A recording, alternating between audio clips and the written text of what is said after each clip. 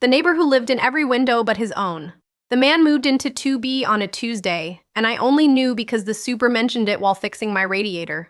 I lived in 2A, right across the hall, and I hadn't heard a thing. No furniture being dragged, no footsteps, no door opening or closing, just silence, and then suddenly the apartment that had been empty for 6 months was occupied.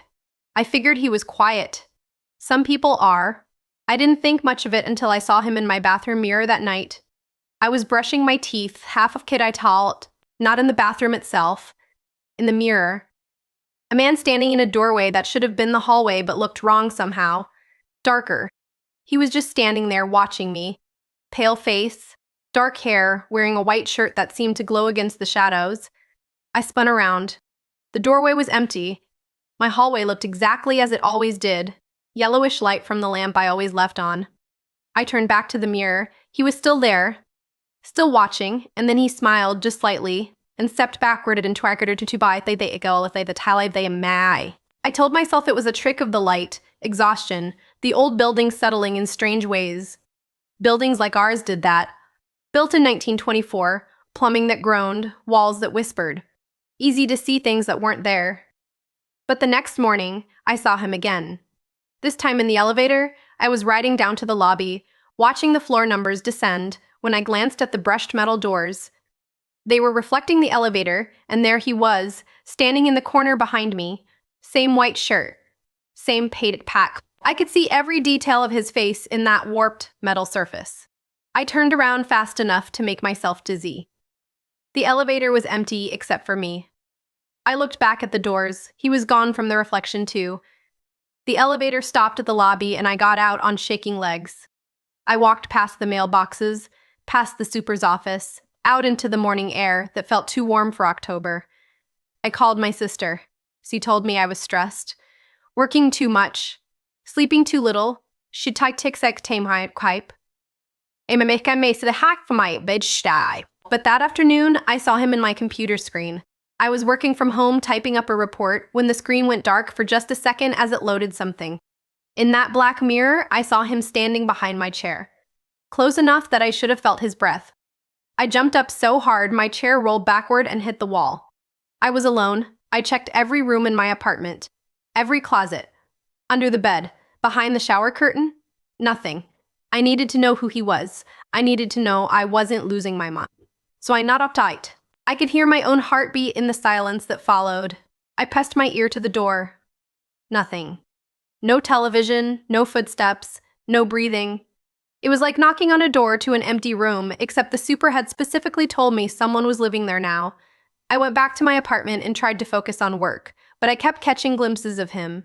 In the darkened screen of my phone, in the glass of a picture frame, in the window when I stood at just the right angle, always behind me, always watching, never there when on it Winnip. Chen from 3A in the hallway. I asked her if she'd met the new neighbor. She looked at me strangely and said there was no new neighbor. 2B was still empty, had been for months. I insisted the super had told me otherwise. She shook her head slowly and said maybe I'd misheard. Then she went into her apartment and locked the door with more urgency than seemed necessary. I called the super.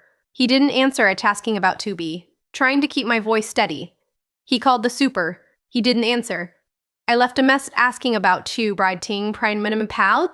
No one had even looked at it in weeks. When I mentioned what he'd said while fixing my radiator, he went quiet for a long time. Then he said he'd never fixed my radiator. It wasn't broken. He hadn't been in my apartment in over a year. I checked my radiator. It was working fine. It had always been working fine. That night, I covered every reflective surface in my apartment, threw a sheet over the bathroom mirror, turned my phone to face down, height seba in my hike. Tied it set my mind in hand white like hike. Stress, exhaustion, maybe a gas leak affecting my brain. There had to be an explanation. But I could still feel him watching. I could feel it the way you feel someone staring at the back of your neck. I turned slowly, scanning the room, and that's when I saw him in the black screen of my television. He was sitting on my couch, right next to me, so close our shoulders were almost touching. In the reflection, he turned his head and looked directly at me, not at where I would be in the real room, but my eyes would be high. He opened his mouth and spoke. I couldn't hear him, but I could see his lips move in the dark glass. He said the same thing 3 times. I'm not a good lip reader, but the words were simple enough. Let me out. I grabbed a lamp and threw it at the television. The screen shattered with a sound like ice cracking. Glass scattered across the floor. In each fragment, I could see a piece of him. An eye, part of his mouth, his hand reaching toward me. I ran to the bathroom and needed to see him whole.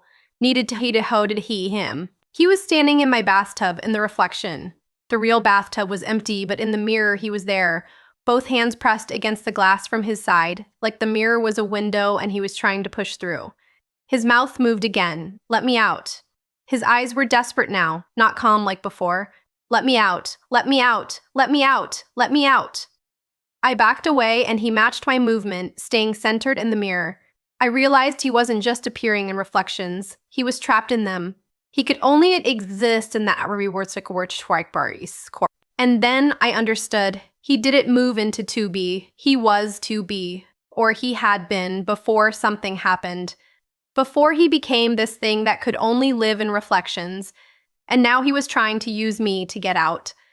I grabbed my keys and left my apartment. I pounded on 2B's door. It swung open at my touch, already unlocked, and I stepped into darkness. The apartment was completely empty. No furniture, no belongings, but on every wall there were mirrors, dozens of them. Dambert's kike hikes a dozen versions of the same man, all pressing their hands against the glass, all mouthing the same words.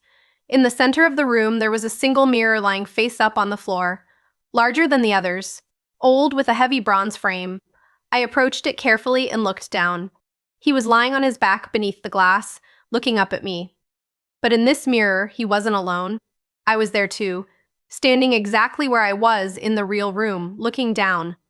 But my reflection had its cans the glass from the inside that what was I watched my reflection's mouth move, saying what he'd been saying, let me out. He smiled then, the man in the white shirt. And he stood up in the mirror world and walked away, leaving my reflection behind. I watched myself pound silently on the glass I was trapped beneath. I watched myself scream without sound. I stepped back from the mirror and ran. I heard glass cracking behind me, but I didn't look back. I made it to my apartment and locked the door and shoved furniture against it. I've covered it, come find. I eat with my eyes closed when I use a spoon. But sometimes I forget. Sometimes I catch a glimpse of something in a window or a doorway or a piece of metal. And it's not him I see anymore. It's me, the other me, the one that got left behind in the mirror. She's always there now, pressing her hands against the glass, trying to get my attention, trying to warn me about something, because the man in the white shirt, the one who lived in 2B, the one who lived in Spixtons, he's not in the he's not out of Clickberlakes. And I haven't seen my real reflection in 3 days. Drop your verdict in the comments. Wait, what?